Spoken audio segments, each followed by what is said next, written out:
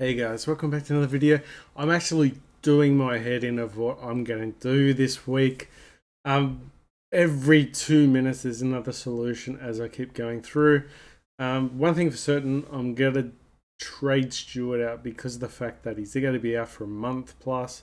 In this scenario I've gone Ryan just because not many people have him. I need the extra points.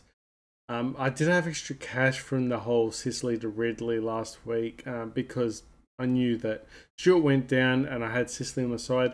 Before Sicily played, I downgraded Sicily to Ridley, which got money in the bank.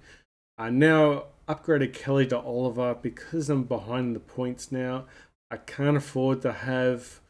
I can't afford to miss out on a premium not scoring. So I've went Oliver top heavy, very expensive, very risky. But just going for the points, hopefully scores 150. And also, Fife was another issue that I had. Went to J. Horn Francis. Let me know in the comments what you think of this scenario. Another thing too is what I've done is I've downgraded Stuart to Rioli, and then I've actually gone say to Fife to say Cogs and downgraded Jones to like McKenna. Another scenario was I ended up getting two forwards, downgrading Stewart and then somehow getting Flanders and Fife into Cogs and Jahorn Francis.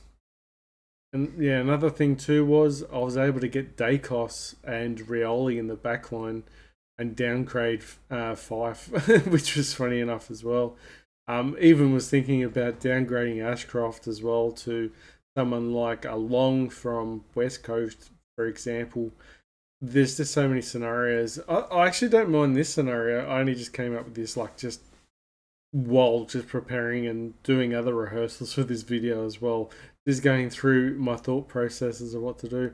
And then every 5 minutes I'll come up with another scenario which I could do. But going for the players that have got a low percentage does sound good. Oliver and Francis definitely don't have a low percentage. So a lot of people do follow him. Bell Ryan was 0.9% before the first round. And a lot of people are jumping on the Dacos instead. So that's another thing too. We can actually, we're actually gambling the fact that, we could go a Ryan instead of Dacos. Hopefully Dacos drops 80 or something like that. Wouldn't be uncommon for someone who's aged very young be a little bit inconsistent and everyone just starts overrating him. I know he's a really good player. I know he got 35 possessions, but these players that are quite young, everyone looked at Callum Mills early on and thought he was going to do amazing things. He did, but a bit younger people jumped on board just a year or two too early. Could be this year for him a breakout year, which definitely looks like the case. But there is a scenario where he might not get 100 plus average throughout. He might actually fade out through the season, being a little bit younger. He gets more attention, gets tagged. Look at Brayshaw, he struggled this week even, and he's had a bit more experience under his belt. Yeah, there's another scenario too. Do I keep Fife? And everyone gets rid of Fife. Like, there's probably like 95% players get rid of Fife. The only people that don't trade out Fife are the people that are inactive in their Supercoach already because they're given up from first round. So do you keep on Fife because you think he's a Brownlow medalist? He's not just going to score 20 or 30. He's going to bounce back and score 80 to 100. He might even score big. Can he do that? You can gamble. That's a good time to gamble is when everyone just jumps off and you do the total opposite. And Fife is not going to score 20 or 30 again the following week unless he gets injured, which he probably could. Don't get me wrong. But yeah, another scenario too is trying to get McKenna in the side. I do like keeping Jones in the side because then next week I can see what McKenna gets and then I can downgrade Jones and look to get someone else, say from, and then play around with Flanders and Bruin depending what they score next week as well. And maybe even downgrade Ashcroft. Like Ashcroft question mark.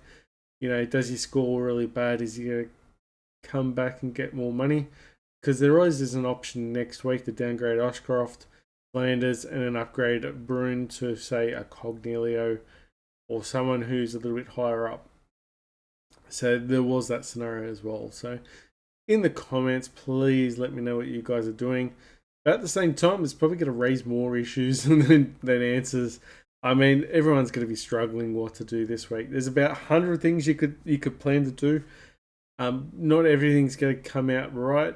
There's going to be some right logic behind it. But as you know, it's just a gamble, pretty much, how we all go. A lot of people are saying Cognilio would be the way to go because they're playing West Coast. I mean, just go through logic. If you can't work out what you're doing, Stewart's got to go. Fife looks like he has to go, not getting the right role. Probably Flanders probably has to go as well. Another person I was thinking of is Zeeble. Zeeble could be quite well, but he is quite old. So if I get Zeeble in, it's about probably making cash. And if he stays in the side, that's a cheapie, but we'll see. Thanks, guys, and good luck with your decisions. Let me know what you guys are doing, and I'll see you in the next video. Bye.